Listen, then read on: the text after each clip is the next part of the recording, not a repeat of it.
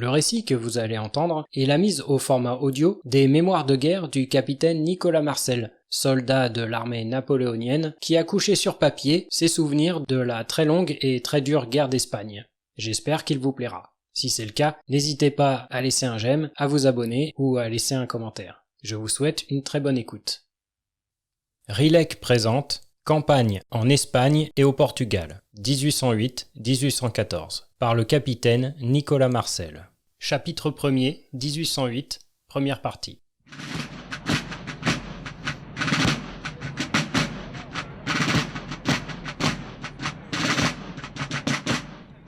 Chapitre 1er, 1808.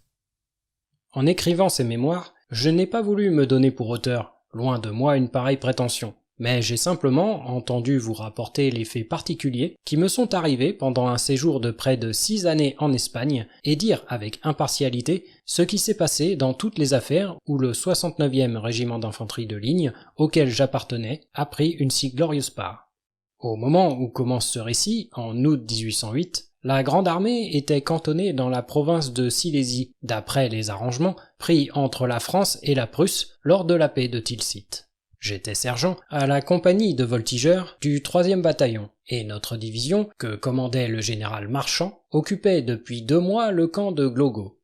Les militaires, chacun le sait, doivent toujours s'attendre au changement. Mais un repos prolongé de 10 mois nous avait fait oublier qu'on peut, d'un instant à l'autre, recevoir l'ordre de départ. Officiers et soldats se laissaient aller à la douceur du pays, mais le réveil n'allait pas tarder à se faire entendre. Le 15 août 1808, le général Marchand passa en revue les régiments de sa division en l'honneur de l'anniversaire de la naissance de Sa Majesté l'Empereur Napoléon. L'aspect des troupes était magnifique, et lorsque le défilé fut terminé, le général fit former en carré les 6e légers, 69e, 76e et 39e de ligne, et leur fit le discours que l'on tient toujours en pareille cérémonie. Mais il termina en disant « Cette journée a commencé par une manifestation guerrière. Elle se terminera de la même façon. » Nous nous demandions, en rentrant dans nos baraques, ce que signifiaient ces paroles, lorsque le bruit se répandit que la Grande Armée partait le 17 août. Mais le soldat avait si bien perdu l'habitude de recevoir de tels ordres qu'il déclara le bruit non fondé et se livra avec joie à des jeux divers au milieu d'une grande affluence d'habitants et de femmes et de jeunes filles qui toutes affectionnaient d'une façon particulière le militaire français.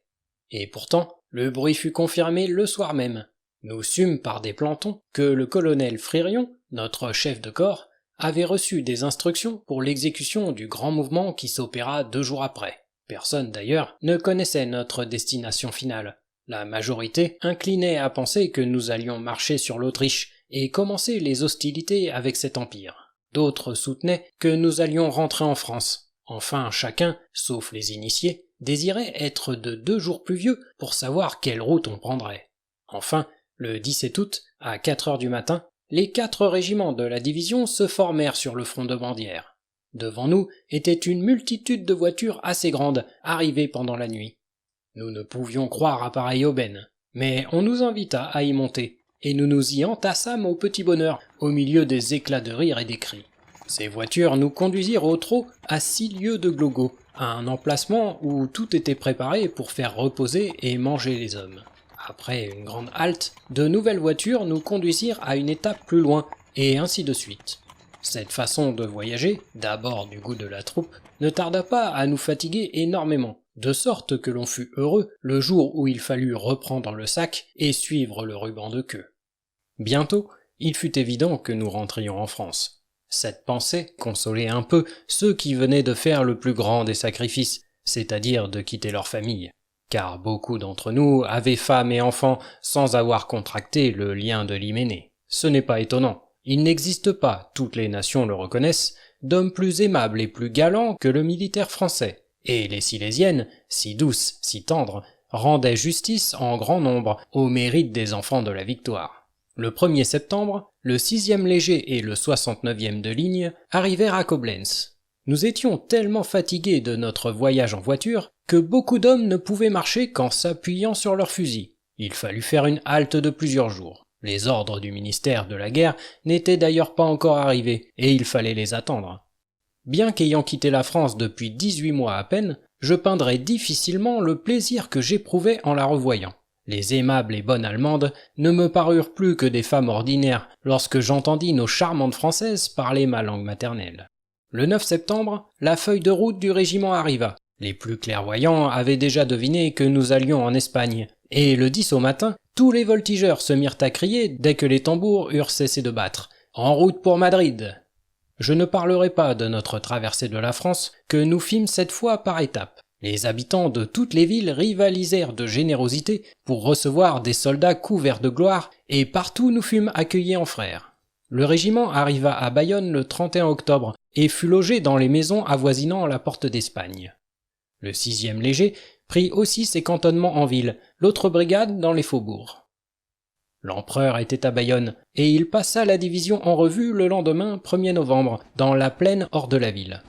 Il parla aux soldats, accueillit les demandes, fit plusieurs promotions et donna la croix d'honneur à divers officiers, sous-officiers et soldats.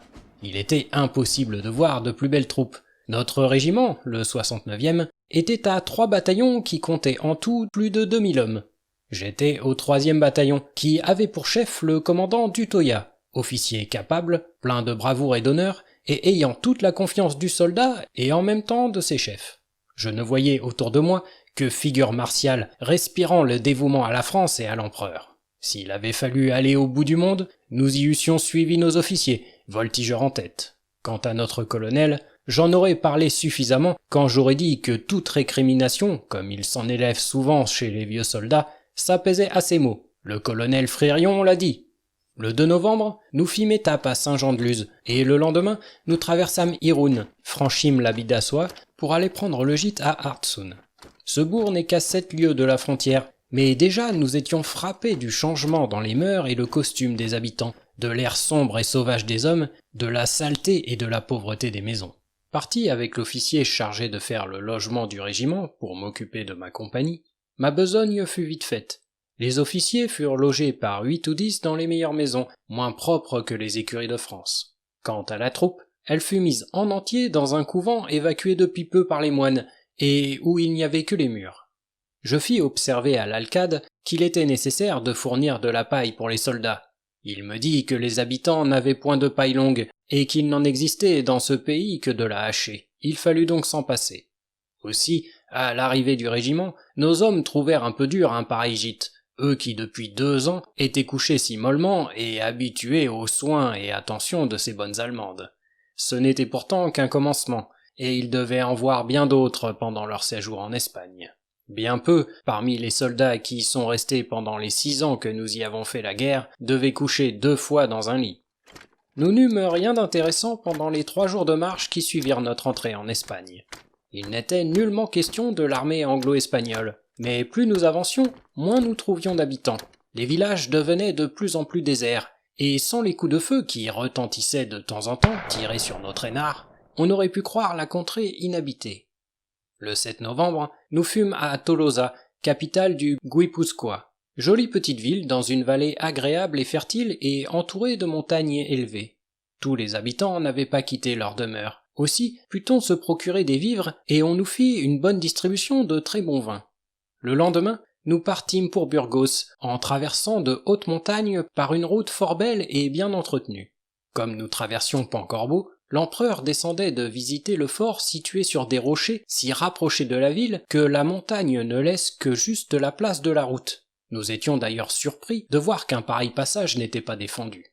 Napoléon traversa le régiment, causant avec les soldats et les félicitant de leur entrain. « Vous portez un fameux numéro, disait-il, et il faut l'apprendre aux Espagnols. » Et tous de rire et de crier « Vive l'empereur !» En traversant le bataillon, il prit la moitié d'un biscuit sur le sac d'un voltigeur et le mangea de bon appétit. Un instant après, un mamelouk apporta à ce voltigeur un fort beau gâteau et 2 bouteilles de bon vin de Bordeaux, que l'escouade vida à la santé du grand Napoléon. Le 12, nous arrivâmes devant Burgos. 1 lieue et demie avant d'entrer dans cette ville, nous vîmes le champ de bataille où, l'avant-veille, notre avant-garde avait atteint l'arrière-garde de l'armée espagnole et en avait détruit 3000 ou 4000. Les conscrits que nous avions reçus dernièrement n'avaient point encore vu de mort, et ils craignaient tellement de marcher sur les cadavres qu'ils faisaient de longs détours lorsqu'ils en rencontraient, à la grande joie des anciens qui les criblaient de plaisanteries. Nous entrâmes fort tard dans la ville, qui était complètement déserte, ce qui indisposa le soldat. Nous fûmes logés dans des couvents qui n'avaient pas pu, faute de temps, être entièrement vidés par les moines, et où les soldats trouvèrent une si grande quantité de cierges que les plus belles illuminations que l'on fait à Paris n'ont rien de comparable à celles que le 69e fit pendant 2 nuits à Burgos. Il y avait des cierges qui mesuraient 12 pieds de haut sur 2 de circonférence. Les couvents sont les plus beaux bâtiments d'Espagne, quoique les moines soient excessivement sales. Il faut d'ailleurs juger des richesses immenses que renfermaient ces cloîtres, non par le luxe qui y règne, mais par la profusion d'or et d'argent qui y existait. Burgos, capitale de la vieille Castille, est une ville de 10 000 à 12 000 habitants, qui avait d'ailleurs disparu en totalité. Bâtie sur le torrent de l'Arlanzon, que borde la belle promenade de l'Espolon, elle possède de magnifiques églises, des places superbes et des fontaines nombreuses et d'une grande beauté. Elle est la patrie du Cid. Privés de tout, par suite de la fuite de la population, nos soldats ne tardèrent pas à envahir les maisons pour se procurer ce qu'il leur fallait. Les meubles leur servirent de bois de chauffage, et la ville présenta bientôt l'aspect qu'elle aurait eu après un assaut. Les officiers fermaient les yeux, il fallait vivre. Notre division attendit pendant 2 jours que les divisions plus en arrière vinssent nous remplacer, afin de nous permettre de marcher en force sur les Anglais, qui faisaient espérer aux Espagnols que nous ne dépasserions pas les plaines de Castille.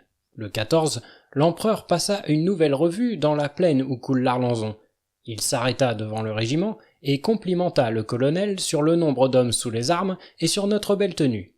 Notre bataillon, le 3e du 69e, exécuta le maniement des armes au commandement du capitaine Bernachot des Grenadiers, qui remplaçait le chef de bataillon malade. L'empereur nous exprima encore sa satisfaction en disant « Les Champenois savent toujours faire sonner les capucines, même sous la neige et les boulets. » Il faisait allusion au grand nombre d'hommes de la Marne et de l'Aube que contenait le régiment et à leur fière contenance à Eylau. Puis il mit pied à terre, fit battre un banc et remit lui-même 14 croix d'honneur à des militaires du 69e, aux acclamations des officiers et de la troupe. Le lendemain, par une pluie battante, nous prenions la route de Saragosse et nous traversâmes l'Aragon sans qu'il n'arrivât rien de remarquable.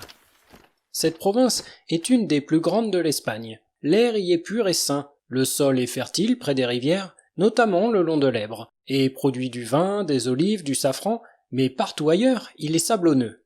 L'eau bonne à boire manque, mais nos soldats s'en préoccupaient peu, car ils trouvaient, en trop grande abondance d'ailleurs, le jus de l'arbre tordu. C'est ainsi qu'ils appelaient la vigne.